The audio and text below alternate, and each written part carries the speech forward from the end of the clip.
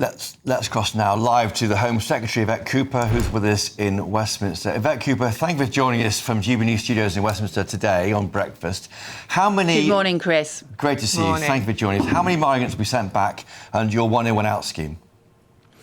Well, we'll develop the pilot over time, but it's a really important groundbreaking agreement, and it's been reached because for the last 6-7 years, while we've had this small boats chaos underway, no one has been returned to France. It's not been possible to return anyone to France. So this means for the first time, we'll be returning people who have arrived on these dangerous small boats. I think, frankly, that is the right principle. It's the right thing to do.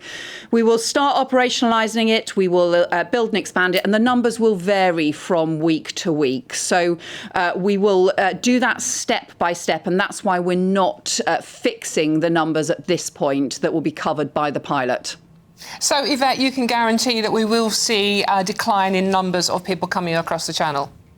Well, frankly, no one should be making these dangerous boat journeys across the Channel. So, of course, we set out as part of our plan for change, our determination to reduce the number of these dangerous boat crossings, to go after the criminal gangs who are undermining our border security and putting lives at risk as well. So we need to do that not just through the returns arrangements that we've set out yesterday, but also through the change that France has now committed to make to their maritime rules, so they can intervene in French waters. As we know, their rules have prevented that happening. And that's why we've seen some of those disgraceful scenes, people climbing onto the boats in shallow waters, really dangerous overcrowding of boats that then undermine border security as well. Dawn. Sorry to interrupt. We saw 700 crossing yesterday. Will this scheme stop those boats coming over?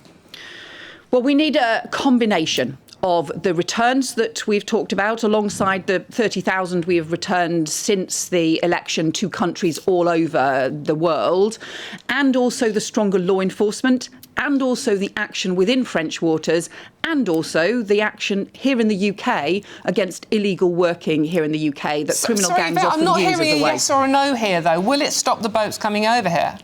So the whole purpose of what we're doing is to bring down these dangerous boat crossings, because we think no one should be making those boat crossings. What we did say, what the Prime Minister said yesterday, is there's no single silver bullet, whether it's about this new returns agreement, which frankly I think is the right thing to do, or any of the other measures that we're talking about. We've seen 6 years of people claiming that one single thing, particularly the previous government claiming one single thing, or opposition parties claiming one single thing, is going to solve it. What we need is a comprehensive approach that looks across the board. Can I ask you quickly, would you worry this might get bogged down in legal disputes? The reports today saying that anyone selected from being removed under the one in, one out scheme will be able to launch legal challenges, so we get into the same drama as we had with Rwanda, with lawyers frustrating the attempts by politicians to tackle the problem. So we've done a lot of work on this to make sure that we will be robust to any legal challenge, and we can respond really strongly to any legal challenge that is made to this. And bear in mind, we're talking about France, a nearest neighbour that is a safe country that we have worked with through very many years. And the idea that people can't be returned to France because it's not safe is just not credible. And it's the country that people will have arrived from if they have set off on small boats in the first place. So that's why we've done all this strong work to make sure that it is robust from legal challenge, and we will defend the scheme strongly. Yvette, quickly, this morning we learnt that the economy has contracted again. It doesn't sound like Labour are doing a very good job at that growth that you promised us. Well, we've got in place the 3 new trade agreements now that will start to feed through since the election. The Chancellor has said, obviously, today's figures were disappointing, but also that we've seen the work that the Chancellor has done, has set out, is about now getting business confident, business investment increasing, and also, crucially, the investment in the infrastructure, in the skills and training that we need to get our economy growing, and in new good quality jobs across the country. So I think it's over 350,000 new jobs have been created since the election. That's really important. We want good quality jobs across the country.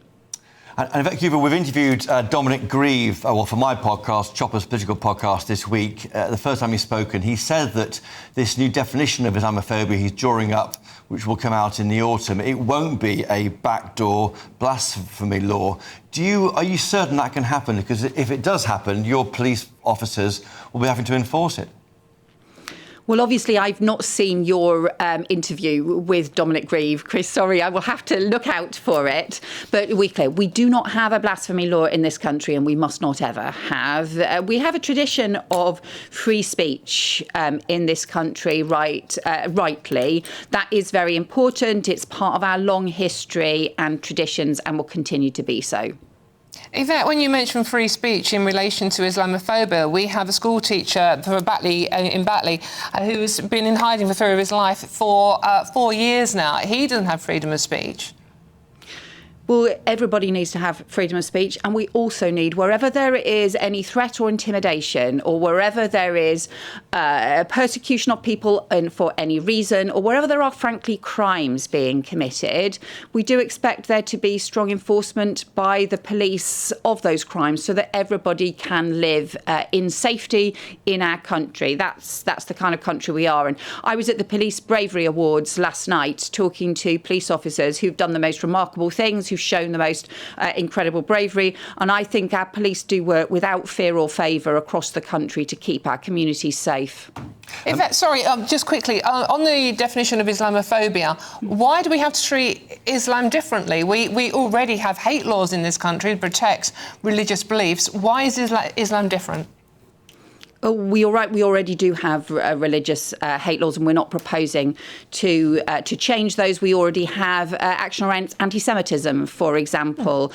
And I think it's really important that people should not be persecuted for their faith, be it Christian, be it Jewish, be it Muslim, because it's really important that we have freedom of religion in this country as well as freedom of speech. But it's also important that everybody, whoever you are, whatever your circumstances, abides by the law, and that the police are able to ensure that the law can be enforced. And just finally, Yvette Cooper, of course, you have announced your plans for a grooming gangs national inquiry. When are we going to see who's running that, and when will it be up and running?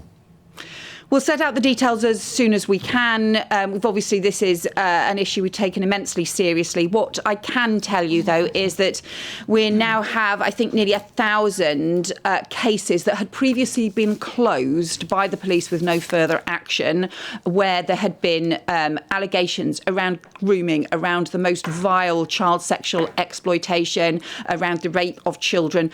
Those cases now being reviewed and to look for new evidence. So alongside the national inquiry that we set out in response to the Louise Casey's review, crucially, we've also got these police cases being reopened because, frankly, when you're faced with these appalling crimes, the most important thing is to get the perpetrators behind bars. So it's those police investigations that I really want to see taken forward.